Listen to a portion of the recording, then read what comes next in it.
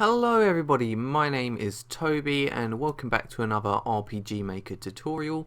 Today I'm going to be going over ordered switches. In the first tutorial we did weighted switches, then we did timed switches, and now ordered switches. Now what this is going to be is a series of switches you need to press in the correct order to make something happen. So let's take a look.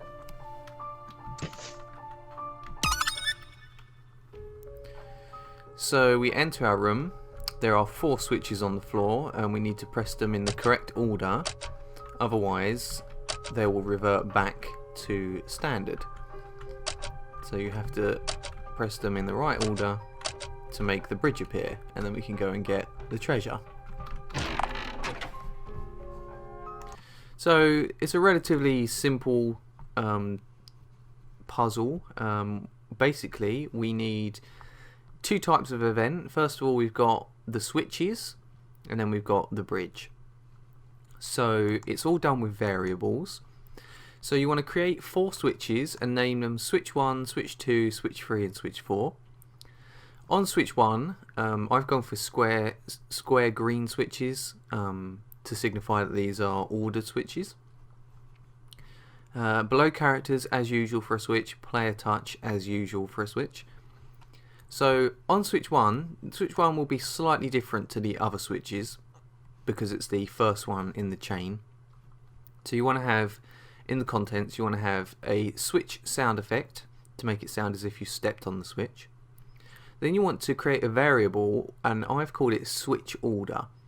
So when you step on the switch, it will change that variable from 0 to 1. So switch order equals 1.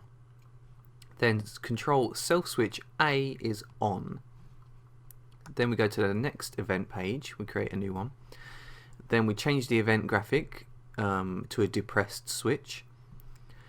The condition, make sure you have variable switch order equals 1. And you know what, you don't actually need self switch A. That was left over from testing, so it's even simpler than that. All you need is a variable. So the condition for this page is switch order equals 1. Have it as parallel or whatever, because nothing's going to happen when you step on it. So when the player steps on it, switch order will now become 1. Then go to your second switch that you want the player to step on. This time we've got 3 event pages. Now the reason we've got 3 is because one of the event pages is the false version. And that means when you step on it in the wrong order, it will revert back to 0. Now this first page is going to be the false page, which means if you press it when it's in its standard state, it's going to be wrong. So have it set up like a normal switch with below characters, player touch, normal switch graphic, contents page, normal switch sound effect. This time I've gone set movement route, this event turn right. Now what that does is on here, each one of these levels of switch, because you've got the high level, mid, lower and lowest. Now if you look at characters, for instance, so at the top they're facing down, then they're facing left, then they're facing right, and then they're facing up. Now that is the same for every single set of characters, and because the switches are on a character sheet, where is the switch we want?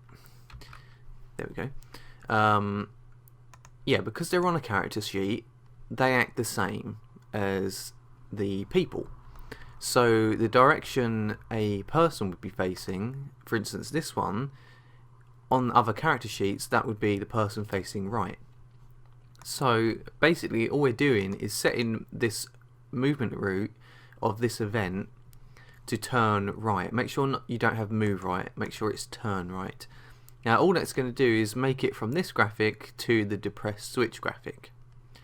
Now the reason why we're doing it like that is because we don't want to have a new event page and just make things more complicated. This is an easier way to do it. So you've got the sound effect, you've made it look as if you've stepped on it. Then you want to control the switch order variable back to 0.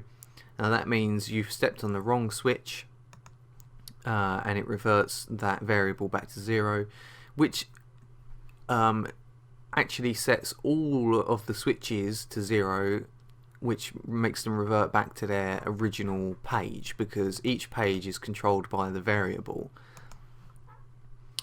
So, and when you've done that, then you can do set movement root this event, wait 40 frames, and then turn down. And what we mean by turn down is it reverts back to this. So this is the switch facing down, this is the switch facing right. So we're basically just giving the impression that the player has stepped on the switch, and then the switch pops back up. So that's all you need to do for the wrong page. Now this page will be the same on each event, other than the first one, obviously. So then you've got page 2. Now page 2 is controlled by the condition variable switch order equals 1, which means that this is the next one in the chain. So on the first switch you press it, it changes this variable to 1, which makes this page pop up, because this page will have priority. Everything else is the same. Switch sound effect, and then you control variable switch order equals 2. So essentially this is kind of the same as the first page on the first switch, but it's controlled by this variable as a condition. So now when you step on it in the after the first switch, it will change the switch order variable to 2, which then opens the next page, which makes it look like it's depressed, and then we can go to the next one in the chain. This page is the same as the first page on the previous event, but this time the second page, the condition is this variable needs to be 2, and then it's the same, and it changes the switch order variable to 3. And then this page, exactly the same, but now the switch order is 3. So you can make as many switches as you like. So as you know, as long as, well, basically this switch is the different switch. This is the first switch. That creates the chain. So the switch variable is now 1. When you step on that, the second event page is running, changes the variable to 2, which makes the second page on this event run. Step on that one, changes the variable to 3, which makes the second page on this event run, and then you can change it to 4. So that's all there is to the switches.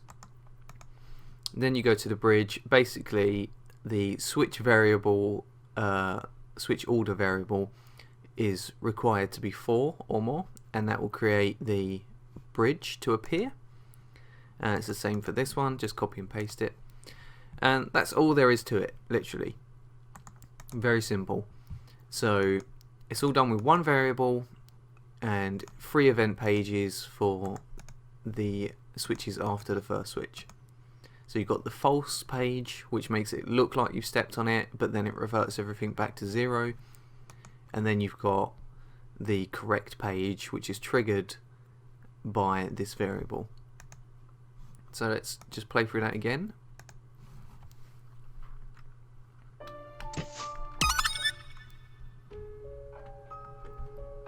So we step on the first switch, changes the variable to 1, which means this second switch is now triggered the second event page, which meant, or it required that that variable be 1 or above.